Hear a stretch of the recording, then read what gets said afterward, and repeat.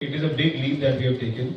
Why? Because आज हमने जो ये प्रोसीजर जो हमारे साथ यहाँ पे पेशेंट भी बैठे हुए हैं, जो हमने प्रोसीजर किया हुआ है, which is dual chamber leadless pacemaker. So ये क्यों डिफरेंट है? ज़्यादा डिटेल में आपको हमारे जो सब्जेक्ट मैटर स्पेशलिस्ट हैं वो बताएंगे. But the main thing is कि ये पेसमेकर आज के बहुत ही कॉमन है और लीडलेस पेसमेकर, जिससे जो पेशेंट हमारे साथ में आज यहाँ पे है जिनकी पल्स काफी लो रह रही थी, 30-40 के अराउंड चल रही थी, after this pacemaker which is leadless and without any surgery it was put through a procedure, cardiac procedure. So it's very comfortable, no pockets, nothing, and without a surgery also. And he's आपके सामने the way he is doing, he's doing excellent today. So I would request Dr. Hanish एक बार brief में इसके बारे में थोड़ा बताइए please. हाँ जी, मैं यहाँ पे फोर्टिस हॉस्पिटल ग्रेटर नोएडा में एज ए कंसल्टेंट कार्डियोलॉजिस्ट कार्यरत हूँ. हमारे सामने मिस्टर स्टीफन हैं जो कि कंप्लीट हार्ट ब्लॉक से पीड़ित थे. ये अपने देश केन्या से यहाँ पे कंप्लीट हार्ट ब्लॉक का इलाज करवाने आए थे. कंप्लीट हार्ट ब्लॉक एक ऐसी कंडीशन होती है जिसमें हार्ट के अपर चैम्बर्स और लोअर चैम्बर्स के बीच में कम्युनिकेशन लॉस हो जाता है और इससे हार्ट की धड़कन 30 से 40 बीट पर मिनट तक ही रह पाती है. इसकी वजह से स्टीफन को बार बार बेहोशी, चक्कर आना, हेडेक होना, इन सब चीज़ों से का सामना करना पड़ रहा था. कई बारी गाड़ी चला आज हम सब इकट्ठा हुए हैं क्योंकि हमने हमारे हॉस्पिटल में आई वुड से एक सिग्निफिकेंट माइलस्टोन अचीव किया है जो इस एरिया के लिए कुछ नया है. जैसे कि हमें पता है कि हमारे दिल की धड़कन जब कम होती है उम्र के साथ, बॉडी के जो नेचुरल पेसमेकर्स होते हैं वो अपनी एक्टिविटी खो देते हैं और उसके बाद जो बॉडी की हार्ट रेट होती है जो नॉर्मली मेंटेन होनी चाहिए 60 से 100 के बीच में, वो अगर नहीं मेंटेन हो पाती है तो हमें आर्टिफिशियल पेसमेकर्स का सहारा लेना पड़ता है. ऐसे में जो ट्रीटमेंट कन्वेंशनली अवेलेबल थे, जो लंबे समय से हमारे पास अवेलेबल थे, वो थे पेसमेकर्स. उन पेसमेकर्स के साथ कुछ दिक्कतें थी, जैसे कि जब भी हमें पेसमेकर लगाना होता था तो वो एक स्किन यहाँ पे कंधे से नीचे स्किन पे एक इंसिजन लगता था जहाँ पे उसकी बैटरी लगती थी. वहाँ पे एक इंसिजन लगता था, इसलिए वहाँ पे एक स्कार बनता था और वहाँ से 2 लीड्स या 3 लीड्स हार्ट के अंदर जाके हार्ट के मसल्स को पेस करती थी. तो इससे जो इश्यूज आप क्रिएट हो सकते थे, वो पहली चीज तो एक स्कार आपकी छाती पे हमेशा के लिए रह जाएगा. दूसरी चीज क्योंकि वहाँ पे एक सर्जिकली पॉकेट क्रिएट करना पड़ता था, उसमें इन्फेक्शन होने का डर रहता था. और तीसरी चीज जो लीड्स एक तरीके की वायर्स जो हार्ट के अंदर जाती थी, वो वायर से रिलेटेड कॉम्प्लिकेशंस होने का भी चांसेस बहुत हद तक बने रहते थे. जैसे कि जो वेन के थ्रू हम जाते हैं वायर से, जहाँ पे वायर हमेशा के लिए रहती थी, क्योंकि वायर एक फॉरेन मटेरियल है, वहाँ पे ब्लड क्लॉट्स बनने की संभावना हमेशा बनी रहती है. तो अगर उस वेन में ब्लड क्लॉट बनता है तो वो वेन हमेशा के लिए बंद हो सकती है. वेन बंद होने से आपके हाथ में सूजन आना, कई बार हाथ काटने की भी नौबत आ सकती है. दूसरा जो लीड रिलेटेड कॉम्प्लिकेशंस होते हैं वो ये होते हैं कि क्योंकि लीड हार्ट के वैल्व्स के थ्रू जाती है, over a period of time उन वैल्व्स में लीकेज आ सकता है. उन वैल्व्स में लीकेज आने से एक कंडीशन जिसे हम हार्ट फेलियर कहते हैं, पैरों में सूजन आ जाना, पेट में स्वेलिंग आना, ये सब चीजें डेवलप हो सकती थी. तो इन सब चीजों से निजात पाने के लिए हमारे पास लेटेस्ट टेक्नोलॉजी जो अवेलेबल हुई है वो है लीडलेस पेसमेकर. इस प्रोसीजर में हम बेसिकली ये करते हैं कि ना कि यहाँ पे कोई पॉकेट क्रिएट किए, हम आपके पैर की वेन से हार्ट में जाके हार्ट के अंदर ही उसकी बैटरी के साथ पेसमेकर को इंस्टॉल कर सकते हैं.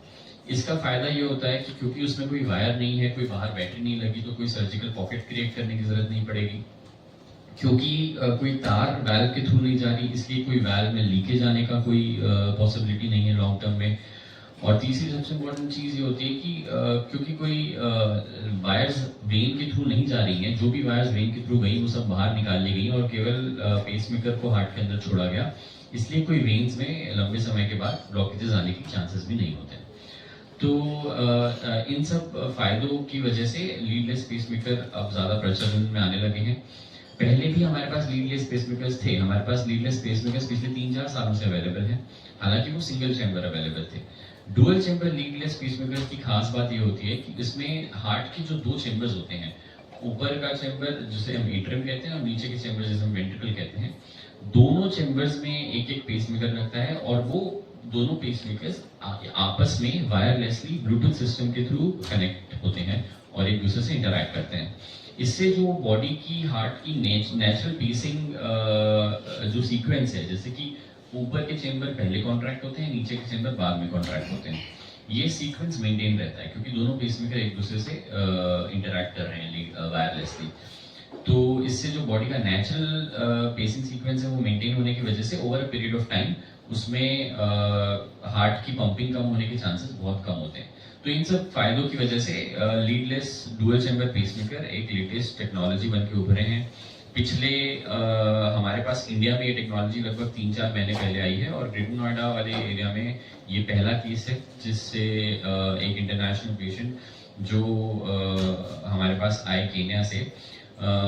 केन्या में जब ये थे, इन्होंने नोटिस किया कि इनकी हार्ट रेट हमेशा कम रहती थी 30 से 40 के बीच में, जो नॉर्मली 60 से 100 के बीच में रहनी चाहिए।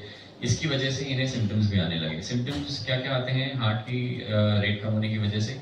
चक्कर आते थे, कई बार आंखों के सामने अंधेरा आके अचानक से कुछ सेकंडों के लिए बेहोशी सा हो जाना, ये सब चीजें होना। और अगर ये सब ऐसी कोई चीज किसी ऐसे क्रूशियल मोमेंट पे हो, जैसे कि अगर आप ड्राइविंग कर रहे हैं उस समय अगर आप अचानक से बेहोश हो जाएं तो आपके एक्सीडेंट होने के चांसेस बहुत ज्यादा हो जाते हैं।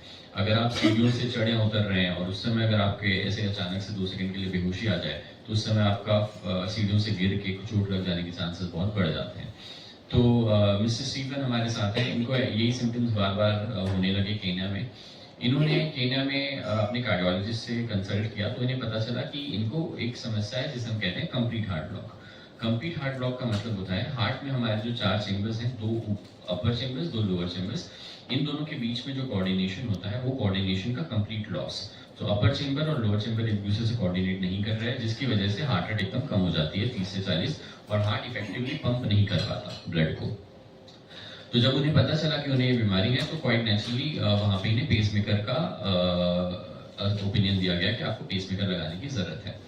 हालांकि इनके देश में क्योंकि लीडलेस पेसमेकर की टेक्नोलॉजी अवेलेबल नहीं थी और ये नहीं चाहते थे कि इनकी चेस्ट में कोई इंसिजन लगे या कोई स्कार लगे या फिर इन्हें कभी इन्फेक्शन या ऐसी चीज़ों से जूझना पड़े, इस वजह से ये इंडिया आए।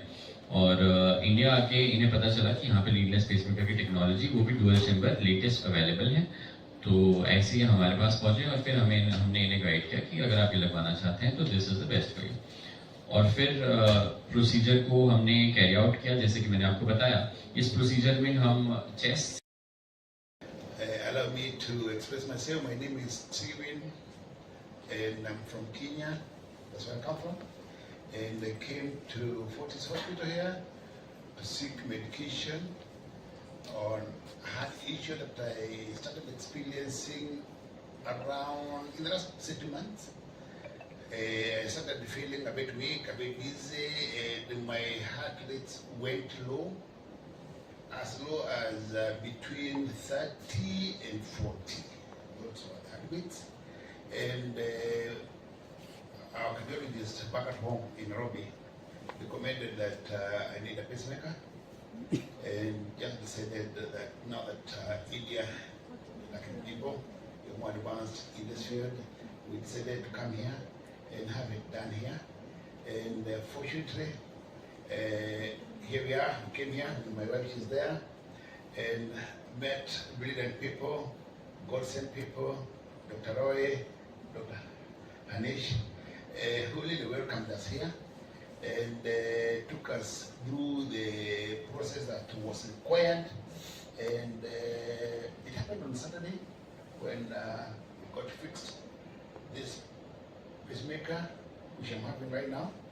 And I can tell you for sure the process was quite smooth. The procedure took about an hour and a half, and I was awake, not missing any part of it.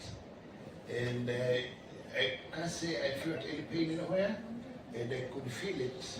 It is the leadless one that goes through from the thigh, my right leg somewhere here, where I got just a small hole that was put there, and I could feel the item going all the way up through the right side of my body, stomach side, through the ribs. I felt it crossing over to the other side and dropping into the heart. Suddenly, maybe around here, I felt a bit uncomfortable, but eventually it dropped. And I can say for sure, immediately after that, I was told by a doctor, it's done. It took about 1.5 hours. And what I can say is after that, my heart rhythm changed immediately. And I started feeling much better, much stronger. At the recovery room, I think I was there for just about 3 hours. From there, even I did not use a wheelchair, which was provided. I decided to use just walk, and we just walked into the ward. And hospitalization here was just only 1 day. I could not believe that. In the next day, I was up and running, doing everything, and feeling stronger and much better. Special thanks to Dr. Roy, Dr. Balat, Hanish. I don't know how much I can thank you guys. The entire of the Fortis hospital staff for the support